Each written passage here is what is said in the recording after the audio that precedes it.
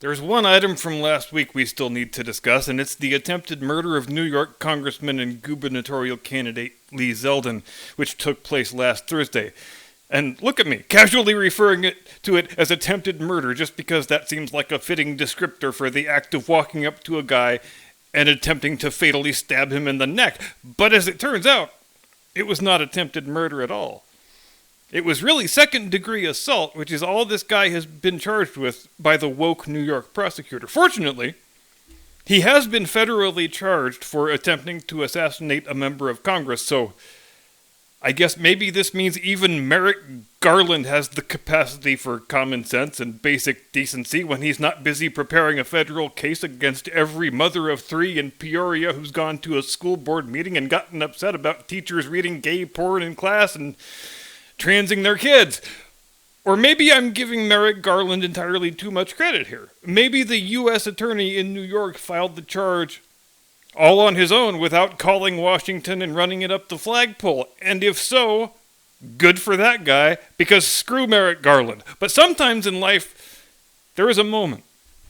Sometimes a thing happens that is such a perfect snapshot, such a complete encapsulation of a certain political moment, that everyone who sees it has no choice but to open their damn eyes and call it what the hell it is. And does it get any more illustrative than Lee Zeldin getting attacked by an assassin when he is in the middle of giving a speech about how insanely soft on crime the New York Democrats and their wild-eyed unelected governor are? Not only that, but the attack happens when he is literally right in the middle of talking about how crazy the current no-cash bail policy is in that state, how it leaves lots of crazy, dangerous criminals prowling the streets.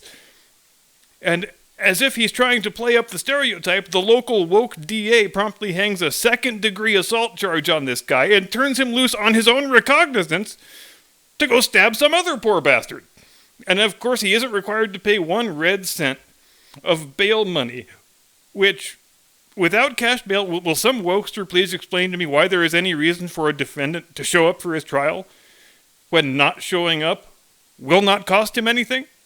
So if you're guilty as hell of the thing they have charged you with, and you know you're probably going to get convicted and sent up the river for 15 to life, why wouldn't you just skip town, leave the state, run off? I ain't got no fancy law enforcement degree, but I always thought the point of cash bail was so you're more likely to have your defendant on hand when it is time for him to go on trial. So if you are undercharging people and then cutting them loose without bail within a matter of hours, what's the drill when it is time to try the son of a bitch?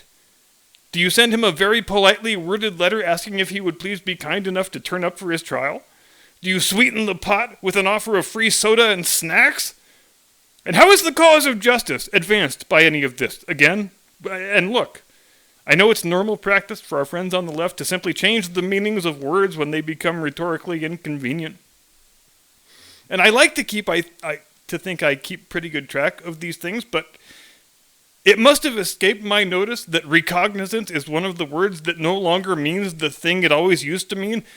Where I come from, when a suspect is released on his own recognizance, it means 3 things are always true. 1, the suspect does not stand accused of causing or attempting to cause death or grievous injury to another person. Number 2, the suspect is not considered a flight risk. And number 3, the suspect did not stroll up to a member of Congress in full view of the public with dozens of media present and attempt to do to him the same thing that O.J. did to Ron and Nicole.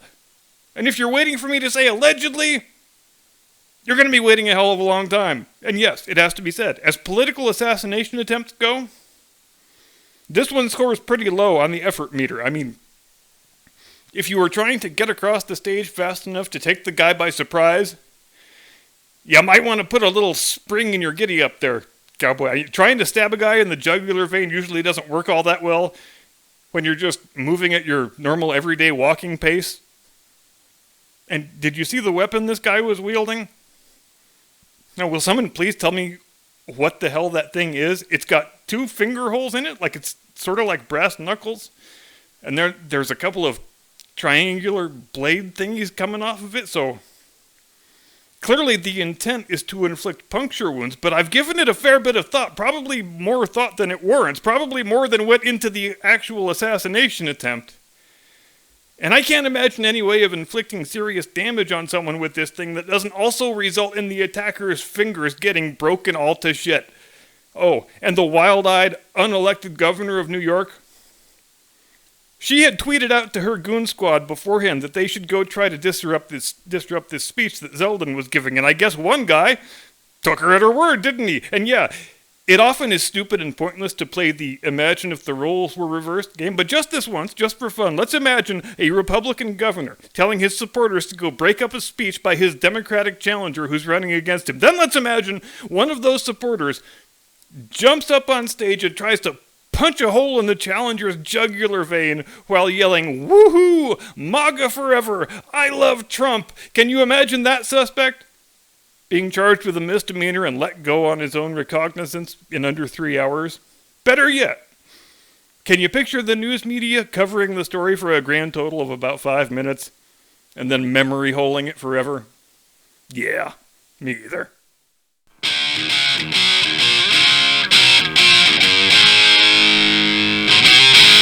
From high atop the battlements of Castle Curmudgeon, where the kids all received new tablets last Christmas and new chisels to write in them with, good evening, Mr. and Mrs. America, and all ships at sea. Welcome to the program. I am your eponymous host and humble servant. And back to the point I was making a moment ago, could we have received a better snapshot, a better illustration, a better object lesson of the folly and the intellectual impoverishment of the wokesters and their worldview than that which was provided to us by this dumbass guy who tried to murder Lee Zeldin again?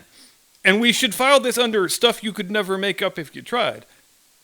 The man was literally in the middle of a sentence about how stupid it is to eliminate cash bail when he was set upon by a self-styled assassin who fortunately did not manage to harm anyone, but who was promptly charged with a laughably light offense and then sent on his way without any bail, thus providing a perfect object lesson in every single point that Lee Zeldin was trying to make. 5 days ago, I would have told you Zeldin has no chance to win the New York governorship, but now, don't get me wrong, he's still a long shot.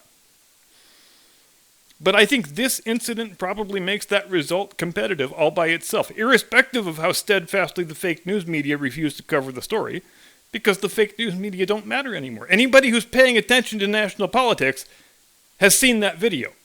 And probably 100% of New York voters have seen it.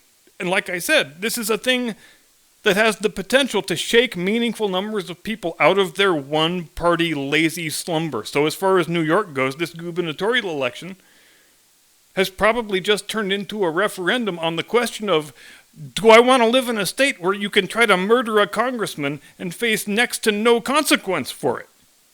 So I spoke briefly in the open about the Democrats and their fairly famous proclivity for changing the definitions of words rather than formulating better arguments. And would you believe they are at it again? Now, for my entire natural-born life, and probably your entire natural-born life too, the definition of an economic recession has been 2 consecutive quarters of net negative GDP growth. There has never been any other definition that I am aware of. But now that we're standing on the threshold of a second consecutive quarter of negative GDP, rather than fixing the bad policies that caused all this shit in the first place, Joe Biden's galaxy brain economic advisors, who have a grand total of, I believe, less than 5 minutes of actual business experience among the lot of them. They spent the whole day today running around all of the cable news shows, feverishly trying to change the definition of the word recession. And I'm sitting here racking my brain trying to come up with a fitting metaphor for this because I almost feel like the old standby of rearranging the deck chairs on the Titanic doesn't go far enough. This is actually quite a bit stupider than rearranging the deck chairs on a doomed ocean liner. Why? Because Captain Smith didn't have the option of stopping and turning the damn ship around when he saw the fucking iceberg. Captain Joe Biden, on the other hand, skipper of the USS Economy, he does retain that option. But he would rather make revisions to the dictionary than rescue the country from economic calamity by the admission that he did all of this entirely by himself. So as long as we're doing Titanic metaphors, Here's how the early morning of 12 April 1912 would have gone with Captain and semi-animated cadaver Joe Biden at the helm. The lookout calls down to the bridge. Ding, ding, ding. Iceberg right ahead, sir. Captain Biden calls the lookout back and he says, well, I say, old man, are you quite sure it's an iceberg? The lookout says, yes, sir, it looks like a gigantic bloody iceberg to me. And Captain Biden says, now, when you say iceberg, just so we're on the same page, what does that word mean to you? Then the lookout says, well, sir, when I use the word iceberg, it means a large, white, mountain-sized object made of frozen water that will rip our boat completely to shit if we run into it. Then Captain Biden says, and how do we know this particular mountain-sized chunk of floating ice even identifies as an iceberg and not something else? It's really quite bigoted of you to make such assumptions, son.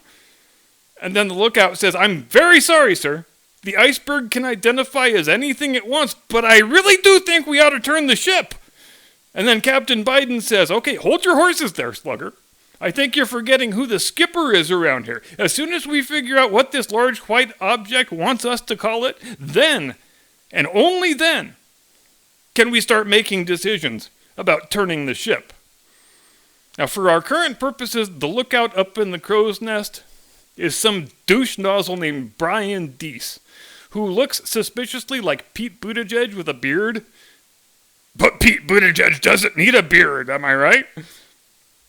And I want to share this quote with you of his, so that we can all double facepalm together. Quote, while some maintain that 2 consecutive quarters of falling real GDP constitute a recession, that is neither the official definition nor the way economists evaluate the state of the business cycle. Instead, both official determinations of recessions and economists' assessment of economic activity are based on a holistic look at the data, including the labor market, consumer and business spending, industrial production, and incomes. Based on these data, it is unlikely that the decline in GDP in the first quarter of this year, even if followed by another GDP decline in the second quarter, indicates a recession. Close quote. You got all that? In other words, well, I'm sure we're in a recession, but only if you use a certain definition of that word that everybody has been using for the last 100 years. You see, the real definition of the word is something that only fancy economists and very well-educated White House economic advisors truly understand. So I'm going to need you to get all the way up off my back about this and stop believing your lying eyes. But don't worry your pretty little heads, Mr. and Mrs. America. When a recession does come to pass, we, the economic policy experts at the Joe Biden administration, we will bring it to your attention immediately. Depending on what we decide the definition of the word is on that day, of course. But don't call us, we will call you. And just don't worry about a thing, because the adults are back in charge now, remember? Donald Trump never gave you anything but peace and prosperity, and wasn't that a freaking nightmare? Meanwhile, if you still have cable TV and you're in the habit of watching leftist cable news, but I don't know why you would be, you may have noticed a fairly bizarre spectacle the last couple of days wherein all the commentators on CNN and MSNBC seem to have just now been apprised of the fact that Liz Cheney is trailing her primary challenger in Wyoming by 30-plus points and is going to get crushed like Yellowstone roadkill when the election happens next week. And I guess if there's anything the fake news media are not good at, it's subtlety. So all of a sudden they are exhorting Wyoming Democrats to show up and vote for Dick Cheney's little girl, which is pretty funny, I have to admit. But it gets even better than that, because they also are trying to position her as a challenger to Donald Trump for the GOP presidential nomination in 2024, which it is not like that was their idea. We have known all along that was going to happen. We have talked about it on this program at fairly great length. She will announce a presidential campaign after she loses her House seat, because that is the thing that enables her to spend the next 14 to 15 months calling around begging for money like a high-class panhandler instead of having to get a real job. I know that Ms. Cheney probably imagines she's going to land some cushy golden parachute job in the fake news media that enables her to work 6 or 7 hours a week while maintaining the lavish Washington lifestyle to which she has become so habituated, but I continue to think that is not going to happen. because she is pretty hopeless on camera. She is hopeless on the microphone. She has none of the attributes that are required to toil in the professional vineyard of the news media. She was being given sort of a long-form screen test with these primetime hearings of the fake January 6th non-committee. They gave her one of the most prominent on-camera roles in this thing, but she did not run with it. If she had hit it out of the park and done really well with it, then yeah, she probably could have counted on it some sort of a soft landing as a fake contributor for CNN or whatever. But she didn't do well. She didn't run with it. She's never going to be a national political figure. She has no future as a fake news performance artist. And the people she thinks are her friends right now, all the House Democrats and the media types, they are all going to start sending her calls to voicemail within 30 seconds of when she starts no longer being politically useful to them. And it's hard not to wonder what sort of outcome she thought was in the cards when she decided to go all in on playing this role of anti-Trump Republican number one. Had she been living in the real world alongside the rest of us, rather than inside the monastic cloister of professional Washington, D.C., she might have seen that there was never really any upside in the course that she has chosen for herself. Remember, at the start of last year, when the current Congress was first seated, Liz Cheney was the minority whip. She was the number 3 Republican in the House, which is a pretty meteoric rise when you have only been there for 3 terms. So right up until she decided to come down with the mother of all cases of Trump psychosis complex, it's obvious that the House GOP had liked what they had seen of her so far. You don't just hand the minority whip spot to some random person. That's the same spot Newt Gingrich was in before he became House Speaker. That's a spot you don't put somebody in unless you've been pleased with their performance and you expect it to get better yet. Which is to say, if Ms. Cheney had just kept playing ball and been a loyal party functionary instead of relentlessly attacking the Republican president, she never would have had to worry about losing her seat. She would have been in the leadership permanently, and she probably would have had a decent shot at running against McCarthy for the speakership next year. And what's going to happen to her instead? She's going to be living in a world, sooner than later, where everybody loses her phone number and wants nothing to do with her. A few years from now, in all likelihood, she probably will be a struggling YouTuber. And then, because she is a woman bereft of self-respect, she'll pick up the telephone and call President Donald Trump begging for a job in the White House. And I bet I will be able to hear his laughter all the way here at Castle Curmudgeon on the other side of the continent, 3,000 miles away. Wait, I think I've actually had a fairly brilliant idea. Maybe we should go full uniparty on this next election. Give the permanently entrenched political aristocracy exactly what it wants. On the one side, we'll have Hillary and Tipper. On the other side, we'll have Laura and Liz. We will have us a Clinton-Gore versus Bush-Cheney election, but with the fun progressive twist that they are all women. And I suppose we'll have to let Michelle Obama run as an insurgent third-party candidate. And her running mate can be America's second greatest naval hero, Admiral of the Fleet, Dr. Dick Levine. There you have it. Tell me you wouldn't buy that triple threat tag team match on pay-per-view. And now that I have drifted into pro wrestling territory, I will close tonight by saying that one day when I have got my merch store up and running, I am going to have clothing items that say, Vince McMahon felt up my tits at work, and all I got is this lousy $14.6 million t-shirt. If you smell what the captain is cooking. Thank you very much for watching. Have a pleasant tomorrow. See you Wednesday. Do not comply. Get off my lawn.